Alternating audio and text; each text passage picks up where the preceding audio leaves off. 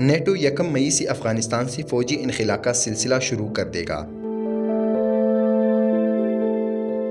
NATO نے افغانستان سے اپنی فوجیں نکالنے کے لیے باقاعدہ تیاری شروع کر دی ہے۔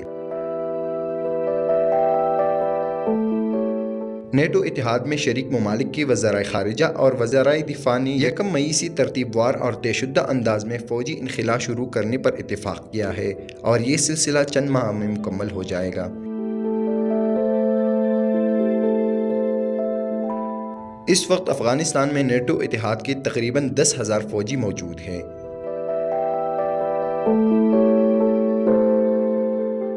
وقاص ہارون، sportsstory.news